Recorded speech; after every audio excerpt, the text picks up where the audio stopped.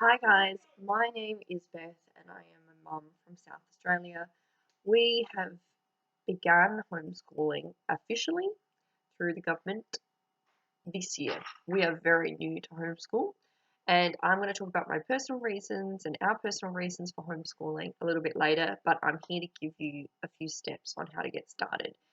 It was a little bit confusing to get started originally, and if you are very good at getting through information on Facebook groups, I'm sure you'd find the process much easier. However, I personally get overwhelmed with Facebook notifications and too many Facebook groups. Where did I see that? In what group? I know I've seen this somewhere before. What group was that? But starting from scratch from homeschooling, Facebook is a good place to start because you can enter into all of those groups and maybe start to form friendships and ask questions. However, I see the same questions come up over and over that I wanted to provide a little video that was going to help you work step by step through registering for homeschooling in South Australia.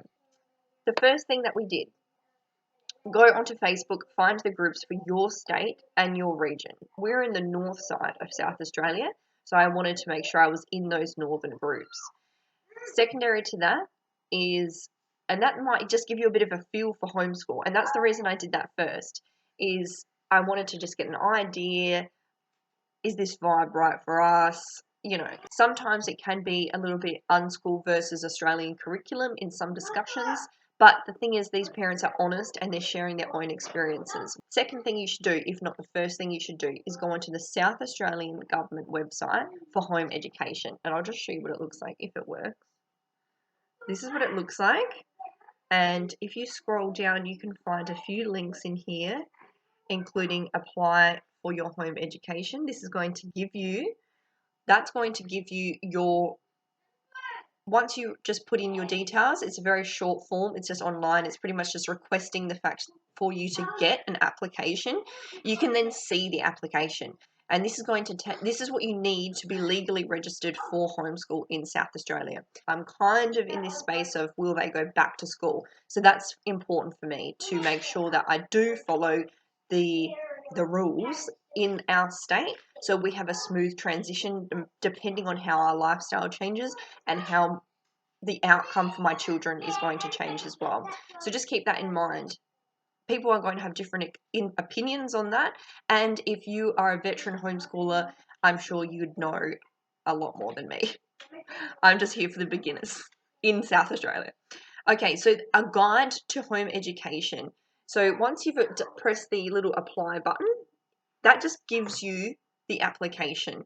That doesn't mean that you're on any list or the school's going to be notified or anything like that. However, I did call our school beforehand and I let them know that these were our intentions. Once I had done as much research as possible and I was sure, then I let the school know. Again, your school does not need to be notified.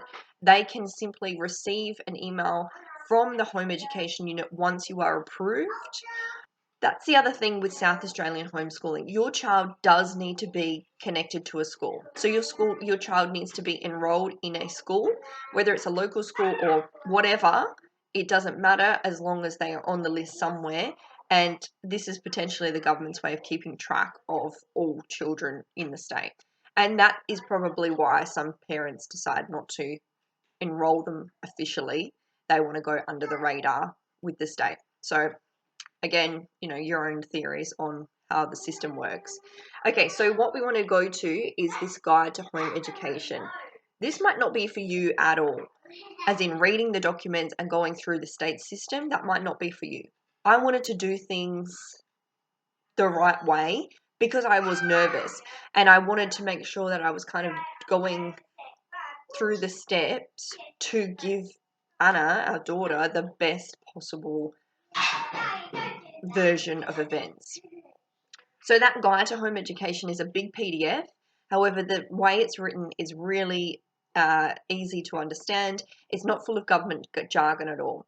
So I feel like they do really well there, and they do give you a number of resources. Also, the Home Education Network is a really great place to find for your state and also for Australia. They have a lot of resources, and you can also become a member where you have access to a lot more, including webinars and information They also do live information sessions throughout different zones of different states as well. So you can actually meet with somebody that knows what they're doing. And I think connecting with people that have been in the homeschool scenario for a long time, specifically for your state, is important. So you can get a good grasp of what am I doing here and do I want to be doing this for my children, and making a really informed decision. I'm all about informed decisions. I don't think you should just be following along with either what the state says or what your friends and family are doing. I think you need to be doing the right thing for yourself, your family, and especially for your children, and what kind of learners they are. We have had a lot of positive experiences since we've started homeschooling, and we are now approved. We're on the approved side of things. And the lady that was from the home education unit was very supportive, and she actually gave me even more resources as well to look into. I hope that was simple enough for you. And the other thing is, you can't do things exactly my way. You've got to do them based on what is going to work the very best for yourself and your kids, which I'm not going to say again. Like, obviously, that's what you guys are doing. Okay, so the reasons for us was, this is something I've been thinking about since Anna went to kindy, and I don't know why. I did know a few people that homeschooled when we lived in New South Wales, but to me, I was always a little bit like, why? And when my child finally came to that age, I thought, you know what? I feel like it's too soon. I just felt like her being away from me for that long was a long period of time for you not to be a part of their learning and see what they're learning and learn with them. And that was a huge draw card for me for homeschool, is that I could tailor her learning based on what her interests were and how she learned. She's quite a perfectionist, and I don't want to stamp that out of her just because the class has to go along doing things at a certain pace. And there's many other reasons for us personally, and experiences that we did have in the first year of school during reception. The school overall, beautiful school, and the teachers are always amazing. I think it's rare that you will have a terrible teacher. Teachers definitely want the best for the students and do their very best. However, they are in the constraint of a curriculum, and they have so many more kids to deal with. So we can work one-on-one with our kids. We don't have to work with 20 to one teacher and maybe a helper. So it's a huge workload, and I think our teachers are amazing. I've got quite a few friends that are teachers, and I think they're the most beautiful people. CVID disruptions, we have had, we're in South Australia, and we have had things kind of delayed. We've seen other states go through, especially New South Wales and Victoria, many lockdowns and many restrictions and school closures and all of that. However, once the mandate came to South Australia for teachers to have the old jibby jab, that to me was a bit of a red flag as to what other restrictions they would impose on teachers and schools. And that for us was our hard line to say, now you will come home, and we'll figure it out from there. However, we had done a lot of research beforehand and kind of had the ball rolling as far as, is this the right decision? But that was our hard line to say, no more school for us. We are not a fan of masks in schools, and masks being someone that you're supposed to see their face to understand that non-verbal communication is pretty important. And as far as our background was, my partner teaches soldiers to do their job from a combat role, and I have taught in a university, so we know somewhat how the brain works and absorbs information. Why not take opportunity to do it ourselves and bring everybody back home and do as much as we can ourselves? Gardening, I'd love to say we have a homestead, but we're not at that point yet. And actually just take back control of our lives. That's where I come from as a person, and especially from our health. Why not? Why not do it? Also knowing your child, we know that our daughter is a little bit more anxious about certain things, and that sorry, that's probably really annoying some people right here. Okay.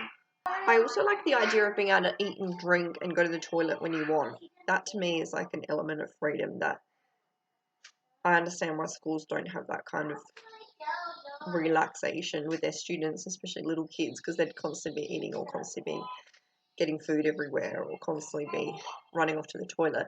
However, that for me is important to follow your body's natural needs, and the school doesn't allow for that because they have so many kids. We like getting really stuck into a subject.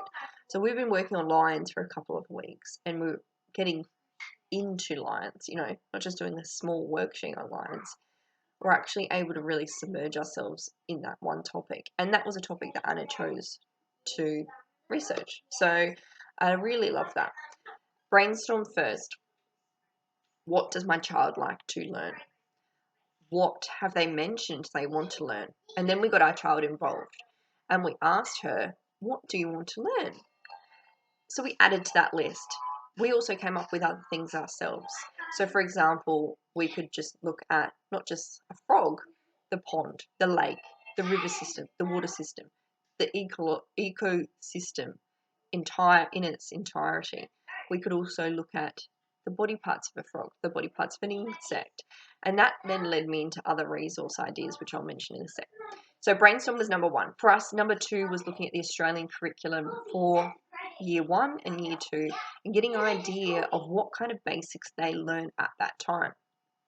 For us, we had gone way too intense with our brainstorm. We'd thought about all these other details that they need to learn, and that wasn't quite the case. It was more about exploring concepts, exploring a range of subjects. And what we now want is their exposure to a range of subjects and experiences. And that's what our homeschool is about, just exposure to all kinds of things in the world. So that was number one. Number two. Number three from that is formalizing it into those topics, into those subjects. So we've got 8 subjects, and I can tell you exactly what they are. English, maths, science, health and PE, humanities and social sciences, technologies, arts, and Japanese. So when I was at school, science and technology was one unit. So I had to get my head around what science meant and what technology meant as far as the Australian curriculum was concerned. And if you're doing an application, you kind of want to know what does one topic mean and what does another topic mean. Originally, when we did that brainstorm, I didn't have much for technology at all. Once I got started and I started finding all these other ideas based on what Anna's learning was like, we had so much for technology, and it became a really robust subject topic. I loved putting together the application. It took me a little while, but I love it because it opened up my mind to other things and what we already had at home to bring it together to provide it for her learning. So I hope that gives you a good idea about how to just get started and just get the ball rolling for your homeschool application.